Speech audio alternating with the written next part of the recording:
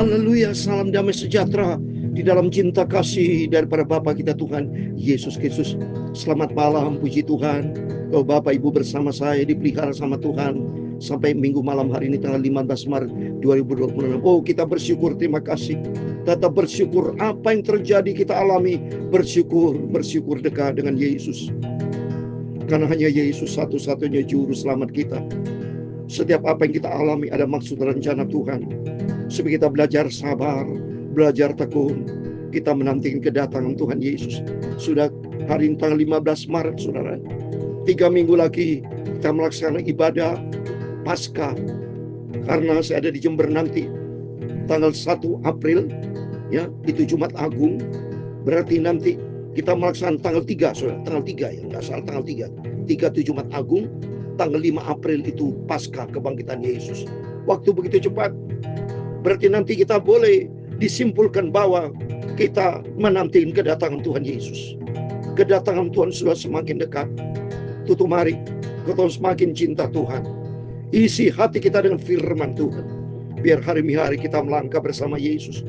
Puji Tuhan, kita mau baca Injil Lukas pasal yang pertama atas rahmat dan anugerah Tuhan. Karena dipelihara kita sama Tuhan Yesus. Biar kita mau cinta Tuhan, kita mau semakin dekat dengan Tuhan. Kita mau rajin baca Alkitab, renungkan firman Tuhan siang dan malam.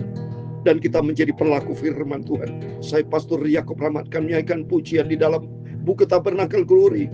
Tiap perjanjian dalam Alkitab adalah firman Tuhan. Tiap perjanjian dalam Alkitab, amin, haleluya. Tiap pasal ayat baris, oh aku punya. Ku selalu berharap cintanya Tuhan Yesus, amin, haleluya. Tiap perjanjian di dalam Alkitab itulah firman Tuhan, amin. Dalam Injil Lukas pasal 11 ayat ke-28 itulah firman Tuhan. Lalu ia berkata, berbahagialah orang yang mendengarkan firman Tuhan dan yang memeliharanya. Mari kita mau selalu rajin baca Alkitab. Kita pelihara firman Tuhan dalam hati kita. Kita mau cinta Yesus, cinta firman Tuhan dengan setia. Amin.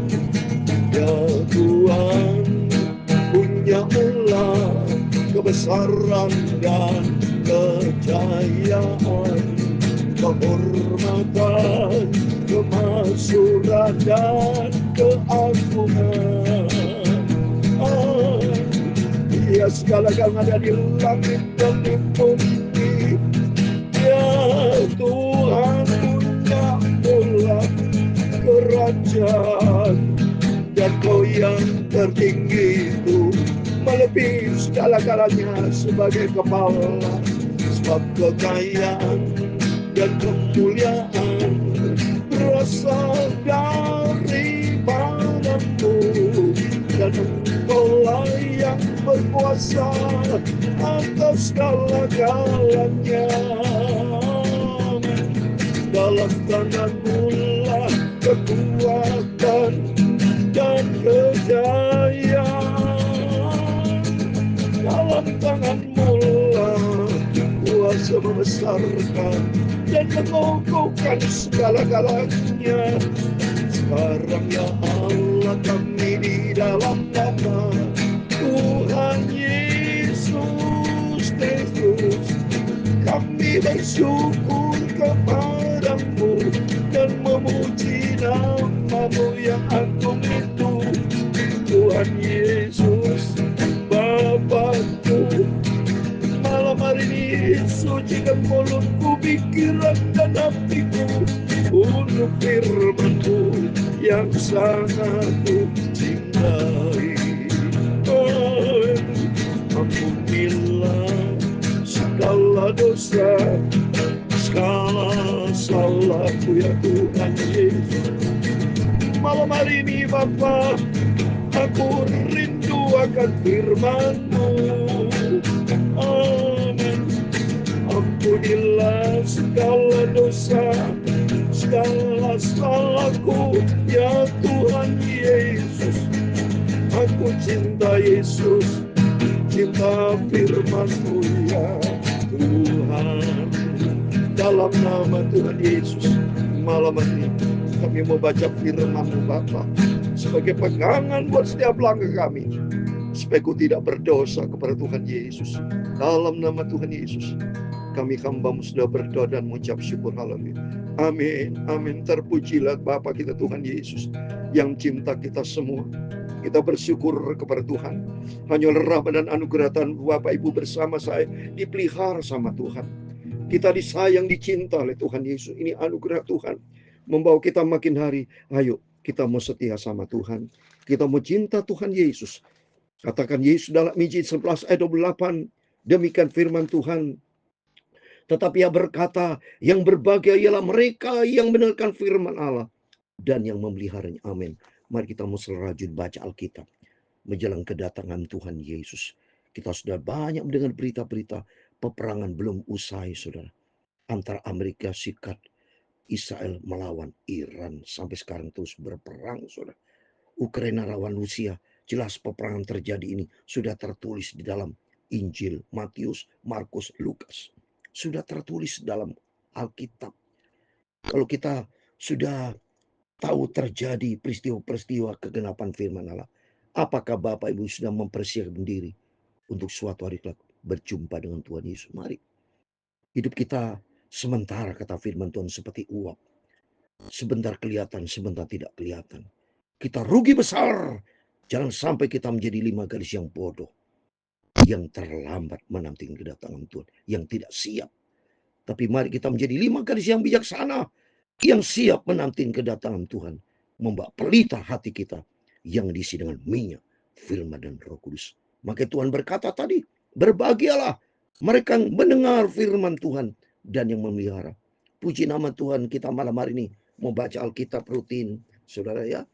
Tiap malam kita baca Alkitab Perjanjian Baru, besok pagi Alkitab Perjanjian Lama, diisi dengan firman Tuhan. Supaya kita makin mengerti akan kebenaran firman Tuhan dan kita melakukannya. Seperti firman Tuhan tadi, mari kita mau rajin baca Alkitab dan kita mau taat kepada firman Tuhan. Amin. Mari kita mau baca Alkitab malam hari ini, Lukas pasal 1 ayat 1 sampai 4. Demikian firman Tuhan. Theophilus yang mulia, banyak orang telah berusaha menyusun suatu berita tentang peristiwa-peristiwa yang telah terjadi di antara kita. Amin. Peristiwa-peristiwa apa, saudara? Yang jelas ini, Injil Lukas ditulis oleh penulis Lukas, peristiwa tentang Yesus. Lukas menyatakan Yesus sebagai juru selamat. Itu tertulis dalam Lukas pasal 2 ayat 11, saudara. Jadi Injil Lukas ini ya menyatakan Yesus sebagai juru selamat. Ini dalam Lukas pasal 2 ayat 11, hari ini telah lahir bagimu juru selamat, itu Kristus Tuhan di kota Daud. Jadi Injil Matius, Markus, Lukas itu disebut Injil sinoptik ya, karena masing-masing disebut Injil sinoptik. Maka saya ceritakan sejarah dulu supaya itu Bapak jelas ya. Disebut Injil sinoptik karena menyatakan suatu peristiwa yang sama dengan pandangan yang berbeda ya. Di sinoptik itu dari asal usul bahasa Yunani ya, dengan suatu melihat kebersamaan, melihat bersama, saudara ya. Seperti contoh di situ dikatakan Yesus memberi makan 5.000 orang, tertulis di dalam Markus pasal 14. Itu juga tertulis di dalam Markus, tertulis itu Matius pasal 14 ya, tertulis dalam Injil Markus, Injil Lukas ya. Itu sama, peristiwa yang sama ya. Terus Yesus meredakan badai, itu tertulis dalam Injil Matius, Markus, juga Lukas sama. Terus Yesus waktu memilih pemuncukai, itu tertulis juga dalam Injil Matius, Markus. Jadi peristiwa yang sama, pandangan berbeda ya, tapi sama, maka disebut Injil sinoptik. Tapi kalau Injil Yohanes disebut Injil spesial, saudara ya, Injil kanonik ya.